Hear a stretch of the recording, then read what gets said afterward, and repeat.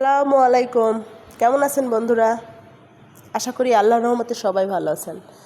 আলহামদুলিল্লাহ, আপনাদের দয়ায় আমিও আছি ভালো। আর সবার ভালো থাকাটা কামনা করি। বন্ধুরা, আজকে আমার 2টা সিজার আছে। তো 9টা থেকে শুরু হবে।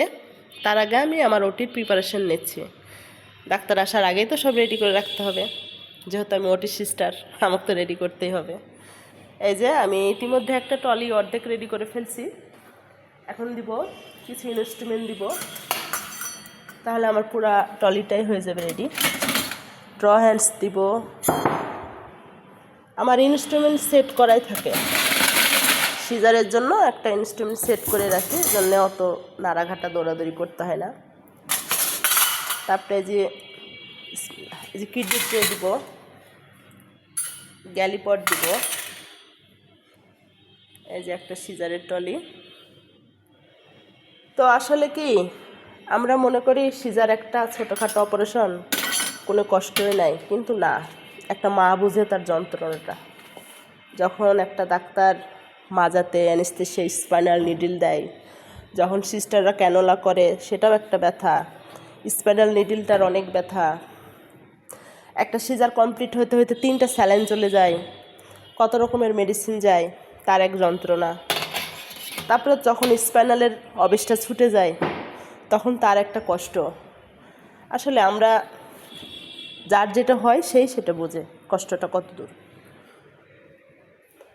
তো যাই হোক, একটা মা হতে গেলে তো এটুকু কষ্ট সহ্য করতেই হবে, নাহলে তো মায়ের প্রতি সন্তানের ভালোবাসা, কর্তব্য, দায়িত্ব থাকে না।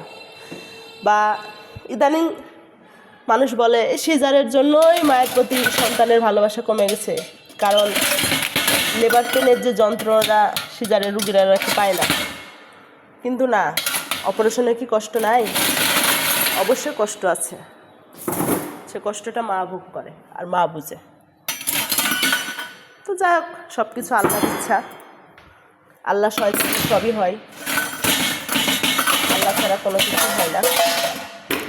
আল্লাহ চাইলে সবই ভালো হবে, সবই উপর আল্লাহর ইচ্ছা।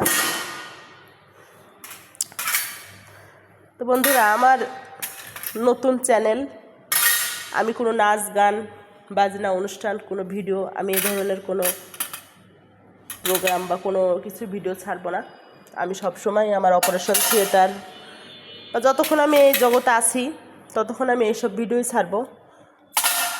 তো আপনাদের কাছে একটা রিকোয়েস্ট, একটু লাইক, কমেন্ট, শেয়ার এবং চ্যানেলটা সাবস্ক্রাইব করে আমার পাশে থাকবেন। আমি কিছু চাই না, আমি কোনো নাচ গান, কোনো অনুষ্ঠান, কোনো কিছুর ভিডিওই ছাড়বো না। আমার এই ইউটিউব চ্যানেলে শুধু আমার হাসপাতাল, আমার অপারেশন, আমার রুগী, এগুলো নিয়ে কাজ থাকবে। বন্ধুরা, আমি আগেও বলছি, এখনও বলছি, আপনাদের যে কোনো পরামর্শ, সেবামূলক যা কিছু দরকার আপনারা আমাকে বলতে পারেন, শেয়ার করতে পারেন। আমি আপনাদেরকে সরাসরি লাইভে যে হোক আর কমেন্টের মাধ্যমে হোক, আপনাদেরকে আমি সবসময় রিপ্লাই দেওয়ার চেষ্টা করব বা পরামর্শ দিব, এটা আমার প্রমিস। তো বন্ধুরা, কোনো সংকোচ করবেন না, সবসময় আমার ভিডিও দেখবেন। কিছু জানার থাকলে প্রশ্ন করবেন, কোনো চিকিৎসা নেওয়ার জন্য থাকলেও প্রশ্ন করবেন, আমি সবসময় উত্তর দিব। আসসালামু আলাইকুম, আল্লাহ হাফেজ।